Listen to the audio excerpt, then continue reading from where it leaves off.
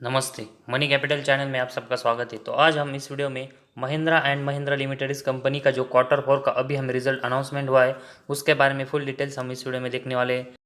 तो इस कंपनी का जो क्वार्टर फोर का रिजल्ट अभी हमें अनाउंसमेंट होते हुए देखने को मिला है, तो उसके साथ ही में कंपनी हमें अपने शेयर होल्डर को लगभग 11.55 रुपीज़ का डिविडेंड भी देते हुए देखने को मिल रही है। तो कंपनी का जो डिविडेंड है वो कंपनी के शेयर होल्डर के लिए हमें बहुत ही बढ़िया यहाँ पर देखने को मिल रहा है, लेकिन कंपनी के क्वार्टर फोर के जो रिजल्ट है वो भी यहाँ पर अच्छे आने चाहिए ताकि कंपनी की जो फ्यूचर की ग्रोथ है वो भी अच्छे से हो सके। तो कंपनी के जो सभी नंबर्स है वो हमें यहाँ पर करोड़ में देखने को मिल रहे हैं। तो इस क्वार्टर फोर का जो सबसे पहला अगर पॉइंट देखेंगे तो कंपनी का revenue from operation plus other income मिलाकर जो कंपनी का टोटल इनकम होता है वो अगर हम इस क्वार्टर फोर में देखेंगे तो ये हमें 26,215 करोड़ का कंपनी का टोटल इनकम देखने को मिला है। तो इसके कंपेरेटिवली अगर हम क्वार्टर थ्री में कंपनी का टोटल इनकम देखेंगे तो ये हमें 23,785 करोड़ का देखने को मिला था। तो लगभग 2,000 करोड़ की ग्रोथ हमें टोटल रेवेन्यू में यहाँ पर देखने को मिल रही है, जो कि एक अच्छी बात हमें देखने को मिली है। तो क्वार्टरली बेसिस कंपनी का जो टोटल इनकम है वो हमें इस क्वार्टर फोर में अच्छे से बढ़ते हुए देखने को मिला है। वही अगर हम पिछले साल के क्वार्टर फोर में देखेंगे तो उस समय कंपनी का टोटल इनकम हमें 21,770 करोड़ का देखने को मिला था, जो कि अभी हमें बढ़कर 26,000 के ऊपर जाते हुए देखने को मिला है।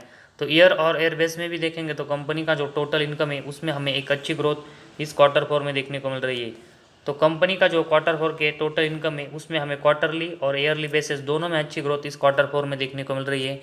और इसी की वजह से कंपनी के जो नेट प्रॉफिट और ईपीएस है वो भी हमें इसी तरह की ग्रोथ इस क्वार्टर फोर में करते हुए देखने को मिल सकते हैं, जिस तरह कंपनी के टोटल इनकम में हमें ग्रोथ देखने को मिली है। तो कंपनी का नेट प्रॉफिट देखने के लिए जो टोटल इनकम है उसमें से हमें एक्सपेंस और साथ ही में कंपनी के रिलेटेड जो बहुत सारे टैक्सेस है उनको कट करके यहाँ पर देखना पड़ेगा कि कंपनी का नेट प्रॉफिट क्या है। तो कंपनी का नेट प्रॉफिट अगर हम इस क्वार्टर फोर में देखेंगे तो ये हमें 2,237 करोड़ का देखने को मिल रहा है, जो कि इसके कंपेरेटिवली अगर हम क्वार्टर थ्री में देखेंगे तो कंपनी का नेट प्रॉफिट हमें 1,987 करोड़ का देखने को मिला था। तो लगभग 200 करोड़ से भी ज़्यादा की ग्रोथ कंपनी के नेट प्रॉफिट में अभी हमें इस क्वार्टर फोर में होते हुए देखने को मिल रही है। तो क्वार्टरली बेसिस कंपनी का जो परफॉर्मेंस है नेट प्रॉफिट में जिसमें हमें अच्छी ग्रोथ देखने को मिल रही है। वही अगर हम पिछले साल के क्वार्टर फोर में देखेंगे तो कंपनी का जो नेट प्रॉफिट है वो हमें 1,513 करोड़ का देखने को मिला था, जो कि अभी हमें बढ़कर 2,237 करोड़ तक जाते हुए देखने को मिला है। तो लगभग 600 करोड़ से भी ज़्यादा की ग्रोथ ईयर और एयर बेस में कंपनी के नेट प्रॉफिट में हमें देखने को मिल रही है। तो क्वार्टरली बेसिस और ईयरली बेसिस दोनों में अगर हम देखेंगे तो कंपनी का जो नेट प्रॉफिट है वो हमें इस क्वार्टर फोर में अच्छे से बढ़ते हुए देखने को मिल रहा है।